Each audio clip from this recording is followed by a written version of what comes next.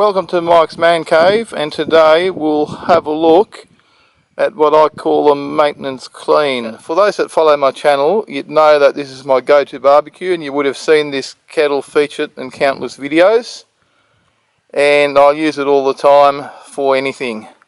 So let's have a look and see what cleaning it requires. The grill grate's not too bad. It's an original Weber grill grate that's probably about 10 years old, maybe older, and there's some ashes down the bottom, a little bit of grease. The grill grate is reasonably clean, as I usually give it a quick brush down after I finish cooking, just to stop any major build-up. Now here's the inside of the lid. It's not terrible, but it's not great. You can see there's a lot of carbon and grease and fat. Hopefully you can see that with all the glare, and we'll be cleaning that up. Now to start off, the first thing I like to do is take the temperature gauge out, because I don't like that getting wet. Okay, it's quite easy to take out. You just turn the nut on the end here. It's a bit hard doing it one-handed, and it takes out the gauge. So we'll put that aside and we'll get into it.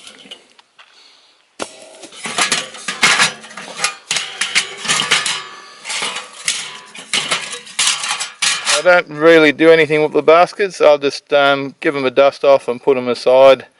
These baskets are over 10 years old. They're starting to get a bit rusty, but they'll be good for another few years yet. Now at this stage, we try and get most of the ashes down into the ash pan.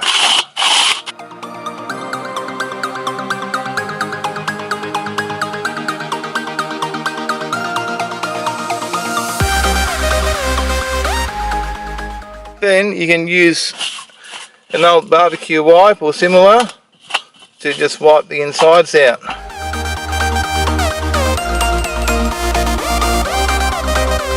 Okay, in most cases I'll leave it at that. That's the end of it. Now it's clean. I'll put it all back together and put it away. However, since this is a barbecue deep clean, I'm using some Mr. Muscle odorless oven cleaner. You can use any oven cleaner you like. There's not much that will hurt these barbecues. And I'll spray the inside of the whole barbecue as well as the lid in barbecue cleaner.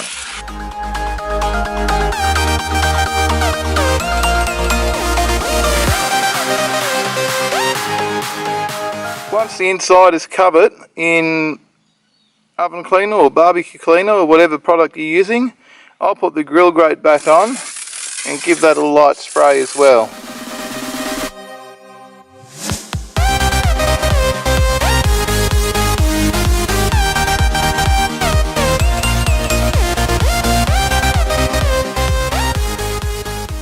Okay, now that that's done and the inside of the lid has also been sprayed, I'll put the lid back on and we'll leave this for good 3 or 4 hours.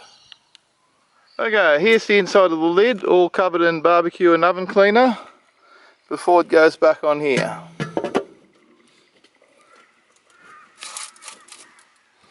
Now we wait. While we're waiting, we might as well spend a couple of minutes just giving these few extra parts a bit of a clean up. And it's as easy as just hitting them with the hose.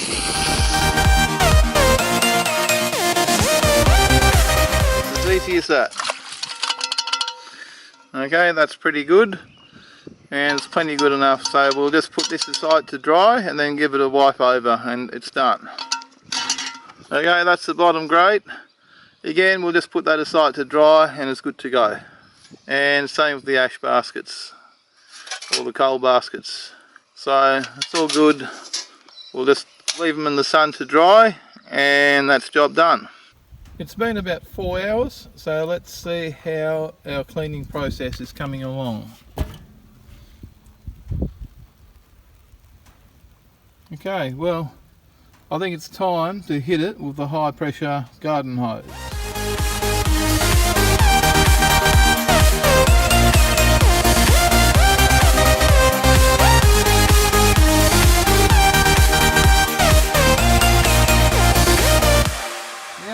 hosed out the kettle, I'll take the grill grate away and I'll give that a bit more of a scrub. We'll put that aside, and you can see that's come up pretty clean. I will hit it with the hose again before wiping it out and drying it. Okay, here's the lid. Let's hit that up with the garden hose as well and get rid of some of that crusty stuff on there.